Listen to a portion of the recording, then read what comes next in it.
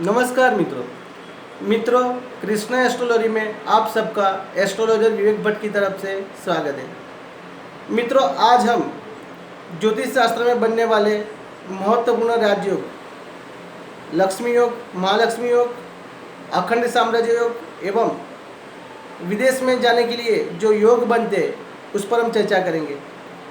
मित्रों, वैदिक एस्ट्रोलॉजी में परपरा स्थान को बहुत ही महत्वपूर्ण माना गया है। परपरा स्थान में दूसरे नंबर का स्थान, पंचम स्थान, अष्टम स्थान और 11वें नंबर स्थान का समावेश किया गया है। तो यह चार स्थानों को क्यों परपरा स्थान बोलते हैं और परपरा का मतलब क्या है, उस पर हम सबसे पहले चर्चा करेंगे। मित्रों, परपरा में दो शब्द आते हैं, पर प्लस फरा। परपरा शब्द पहले परपरा के नाम से जाना जाता था, समयांतर उसे परपरा लोग कहने लगे। ज्योतिष शास्त्र के अंदर हमारे संस्कृत भाषा में पहले पर शब्द को कोइन यानी कि जो करेंसी है उसको कोइन कहते थे। आज भी संस्कृत भाषा में पर को कोइन कहते हैं। और परा का मतलब, परा शब्द का मतलब है बहुत ही उच्च प्रकार का ज्ञान, यानी कि ज्योतिष शास्त्र का ज्ञान, उसको परा कहते हैं। हमारे वैदिक एस्ट्रोलॉजी के जो रचयिता है ज्योतिष महर्षि पराशर, ज्योतिष शास्त्र के जो रचयिता है महर्षि पराशर, उनके शब्द में भी, उनके नाम में भी परा शब्द आता है। तो महर्षि पराशर ऋषि जो है वह जिन्होंने ज्योतिष शास्त्र की रचना की, तो उनके पास बहुत ही अद्भुत ज्ञान था, यानी कि ज्योतिष शास्त्र का अद्भुत ज्ञान था और उनके कारण उनका नाम हो गया महर्षि पराशर। तो तभी से परपरा शब्द प्रचलित हुआ।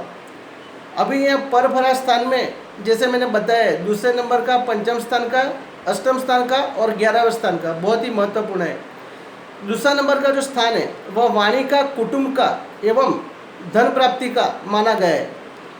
अगर दूसरे स्थान में कोई सौम्य ग्रह बैठा हो, जैसे कि बुधदेव, शुक्रदेव और गुरुदेव बैठे, तो जातक अपनी वाणी से धन अर्जित करता है और वह अपने कुटुंब के लिए खर्च करता है। तो तीन जो बातें, कुटुंब स्थान, वाणी स्थान और धन स्थान, ये तीन बातें दूसरे नंबर से हम देख सकते हैं और ये तीन बातें परिपूर्ण होती है। अगर वहाँ पे सौम्य ग्रह बैठे हुए हैं तो जातक अपने वाणी से धन अर्जित करता है।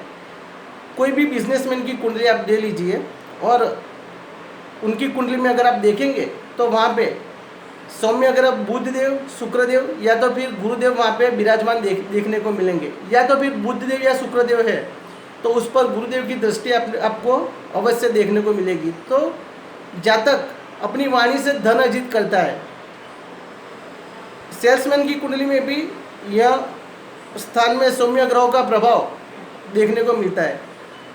तो दूसरे नंबर का स्थान वाणी से और धन स्थान से है और इसके लिए ही उसका परपरा स्थान में समावेश किया गया है। अगर पंचम स्थान की बात करें तो पंचम स्थान से हम संतान प्राप्ति, साथ में ही लॉटरी, सट्टा, एंटरटेनमेंट, जुआ, यह सब देखते हैं। अगर पंचम स्थान में शुभ ग्रह बैठा हुआ है या फिर उस पर गुरु की दृष्टि है, पंचम स्थान के जो मालिक है उस पर, तो जातक अवश्य ही धनवान बनता है। तो अभी लॉजिकली बात करें तो पंचम स्थान जो कि संतान प्राप्ति का स्थान माना गया है, तो जातक अपने संतान के लिए धन प्राप्त करता है, तो इसके लिए भी उसको परपरा स्थान में समावेश किया गया है। अष्टम स्थान की बात करें तो अष्टम स्थान चतुर्थ स्थान से पंचम स्थान है, यानी कि चतुर्थ स्थान जो हमारा है वो हमारे भौतिक सुख का स्थान है, मातृ स्थान है। तो हम जो सुख प्राप्त करते हैं वह सुख हमारे जो संतान है उसके लिए भी वो हमारे संतान के लिए भी रखते हैं। तो अष्टम स्थान पैतृक सुख संपत्ति है, उसका स्थान माना गया है, तो उसका भी समावेश परपरा स्थान में किया गया है। तो अष्टम स्थान से हम पैतृक सुख संपत्ति, अकस्मात भी देखते हैं, और जो भी एक्सीडेंट के साथ साथ मृत्यु भी देखी जाती है। पर पैतृक संपत्ति देखते हैं, और साथ में भी अगर हम जैसे मान के चलिए कि आज के युग में अगर इंश्योरेंस का विचार करना है, या तो फिर फार्मा का विचार करना है, फार्मा इंडस्ट्री से अगर जातक जुड़ा हुआ है, तो यह सब चीज़ें जो है वो अष्टम स्थान से हम देख सकते हैं, तो वो भी बहुत ही महत्वपूर्ण है। और अगर हम 11वें स्थान की बात करें तो 11वें स्थान लाभ का स्थान है, नेटवर्क का स्थान है, और आज के युग में जो हम ऑनलाइन रहकर हमारा जो एक कनेक्शन बनाते हैं अपने मित्रों के साथ, वह भी 11वें स्थान से हम देख सकते हैं। तो अगर वहाँ पे शुभ ग्रहों का प्रभाव है तो जातक का नेटवर्क बहुत ही बड़ा होगा, जातक का कनेक्शन बहुत ही ज़्यादा होगा। तो यह सब चीज़ें हम 11वें स्थान से देख सकते हैं। तो कुछ ज्योतिषों के हिसाब से दूसरे नंबर का और 11वें नंबर का, यह दोनों ग्रहों का प्रभाव है, ऐसा कुछ ज्योतिष मानते हैं। यह दोनों ग्रह ही धन प्राप्ति के लिए महत्वपूर्ण है, ऐसा कुछ ज्योतिषों का मत है। परंतु धन प्राप्ति के लिए सिर्फ 2 नंबर और 11वें नंबर, यह 2 स्थान ही नहीं बल्कि साथ साथ में पंचम स्थान और अष्टम स्थान भी बहुत महत्वपूर्ण है। तो अगर यह 4 स्थान के जो मालिक है वो उसमें से 2 स्थान या 3 स्थान के मालिक एक दूसरे से कोई ना कोई करके एक दूसरे के साथ किसी न किसी तरह की युति बना रहे हो, और केंद्र में बैठे हुए हैं, या तो फिर एक दूसरे से दृष्टि संबंध बना रहे हैं, तो जातक अवश्य ही धन प्राप्त करेगा। और यह चारों स्थान एक दूसरे से सामने है, एक दूसरे के एक सामने है, तो ये बहुत ही महत्वपूर्ण है। और चारों तत्व के यह स्थान है, जैसे कि दूसरा स्थान जो है वो जो पृथ्वी तत्व का स्थान है, पंचम स्थान अग्नि तत्व का स्थान है, वहाँ पे श्री काल पुरुष की कुंडली में वहाँ पे श्री राशि है तो वो अग्नि तत्व का स्थान है। अष्टम स्थान उसमें वृश्चिक राशि विराजमान है तो वह जल तत्व का स्थान है। और 11वां स्थान जहाँ पे कुंभ राशि आती है तो वह भी बहुत ही महत्वपूर्ण स्थान है, वायु तत्व का स्थान है। तो चार तत्व के स्थान बहुत ही महत्वपूर्ण है। और हमारी जो यानी हमारी जो भारत देश की कुंडली में भी यह 4 स्थान पर प्रभाव होना बहुत ही महत्वपूर्ण है, क्योंकि हमारी पूरी इकोनॉमी यह 4 स्थान पर निर्भर है। तो अगर जातक की कुंडली में यह 4 स्थान पर शुभ ग्रहों का प्रभाव हो, और उसमें अगर 4 स्थान में से 2 स्थान में 4 में से कोई भी 2 ग्रहों की युति हो और बाकी के 2 ग्रहों केंद्र में विराजमान हो, तो जातक अवश्य धनवान बनता है। तो यह बात हुई हमारी कि जातक की कुंडली में लक्ष्मी योग कैसे बनता है। अभी हम बात करेंगे अखंड साम्राज्य योग की, कि अखंड साम्राज्य योग जातक की कुंडली में कैसे बनता है। तो अखंड साम्राज्य योग के लिए कुंडली में 3 शर्तें परिपूर्ण होना बहुत महत्वपूर्ण है। सबसे पहले हम बात करेंगे कि जब जातक का जन्म होता है तब जातक के लग्न में स्थिर राशि उदित होनी चाहिए। अभी ये स्थिर राशि कौन कौन सी है उस पर हम बात करेंगे। तो वृषभ राशि, सिंह राशि, वृश्चिक राशि और कुंभ राशि, यह 4 राशि को ज्योतिष शास्त्र में स्थिर राशि माना गया है। तो यह परिपूर्ण एक शरत जो है वह शरत परिपूर्ण होनी चाहिए। जैसे मैंने बताया कि जन्म समय पर जातक की कुंडली में प्रथम स्थान में स्थिर राशि उदित होनी चाहिए। उसके साथ दूसरी शरत है कि जो बृहस्पति जो है वो दूसरे नंबर के पंचम स्थान के या तो फिर 11वें स्थान के मालिक होकर केंद्र में विराजमान होने चाहिए। और तीसरी शरत है कि द्वितीय हाउस, 9th हाउस और 11th हाउस, ये तीनों स्थान के जो मालिक है वो भी केंद्र में विराजमान होने चाहिए। तो जिस जातक की कुंडली में यह तीनों शर्तें परिपूर्ण होती है वह जातक अवश्य ही अखंड साम्राज्य का मालिक बनता है। मैंने यहाँ पे हमारे माननीय वड़ा प्रधान नरेंद्र मोदी जी की कुंडली आपके सामने रखी है, उस पर से हम देखेंगे कि उनकी कुंडली में कैसे अखंड साम्राज्य योग बनता है। तो मित्रों यहाँ पे देखिए ये वृश्चिक लग्न की अष्टम स्थान से 8 नंबर से चालू हो रही है कुंडली, वृश्चिक लग्न की कुंडली है। और लग्न के जो मालिक बनते हैं मंगल देवता, वह लग्न में ही विराजमान है। साथ में ही चंद्रदेव विराजमान है, जो कि 9th हाउस के मालिक बन रहे हैं। तो चंद्र मंगल की युति उनको एक तो महालक्ष्मी योग बनाती है उनकी कुंडली में।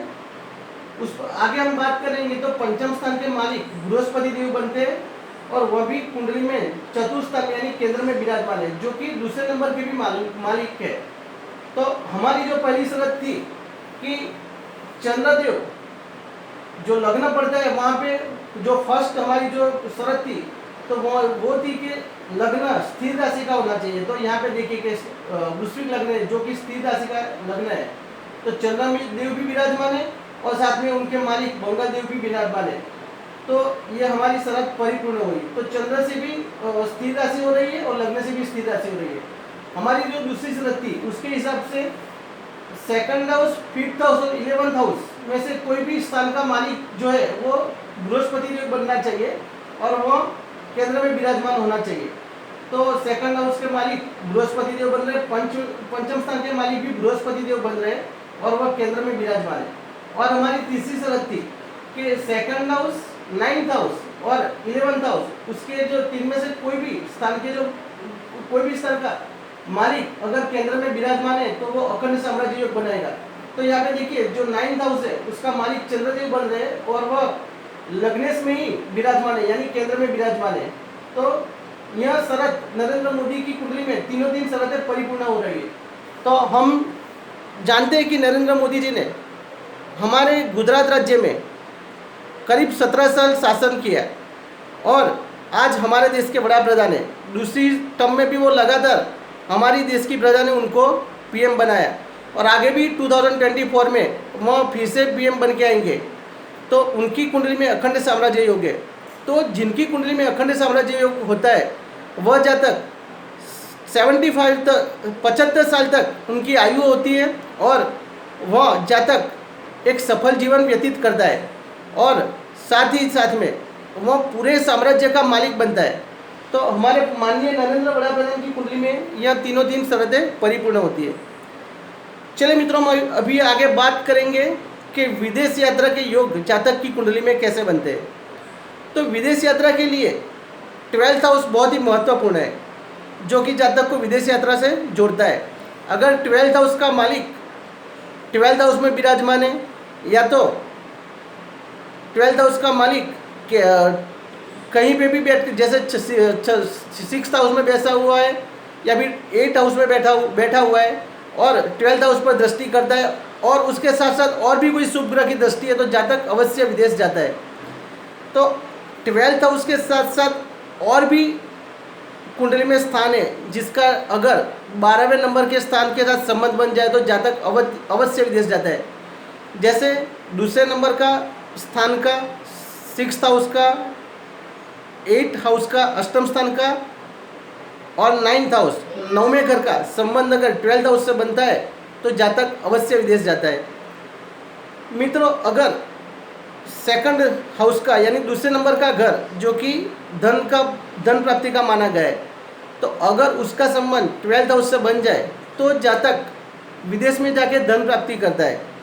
अगर फर्स्ट हाउस का भी संबंध जो लग्न है, लग्न का भी संबंध 12th हाउस से बन जाए यानी लग्नेश 12th हाउस से के मालिक जो है उससे युति बनाकर 12th हाउस में विराजमान हो या तो फिर फर्स्ट हाउस में विराजमान हो तो जातक अवश्य अपना जीवन विदेश में व्यतीत करता है। अगर 12th हाउस का संबंध चौथे घर से बन जाए तो जातक विदेश में सेटल हो जाता है, क्योंकि 4th हाउस सेटलमेंट का भी घर माना गया है। तो जातक अपनी मातृभूमि से दूर विदेश में होकर वहाँ पे सेटल हो जाता है। 9th हाउस उच्च अभ्यास का माना गया है, तो 9th हाउस का मालिक अगर 12th हाउस के मालिक से युति बना दे तो जातक अपने उच्च अभ्यास के लिए, हायर एजुकेशन के लिए विदेश जाता है और वहीं पे अपना जीवन व्यतीत करता है। अगर 6th हाउस में या 8th हाउस में, छठे घर में, अष्टम स्थान में गुरुदेव विराजमान हो और वो 12th हाउस पर दृष्टि करते हैं तो भी जातक विदेश अवश्य जाता है। तो मित्रों, ये बात की कि जातक के कुंडली में विदेश योग कैसे बनता है और कैसे जातक विदेश में जाकर अपना जीवन व्यतीत करता है।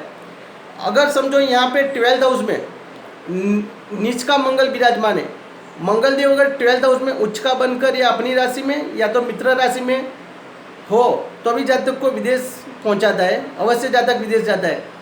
परंतु कुछ कंडीशंस ऐसी है कि जातक विदेश में तो जाता है पर उनको वहाँ पे जाके सुख नहीं मिलता है।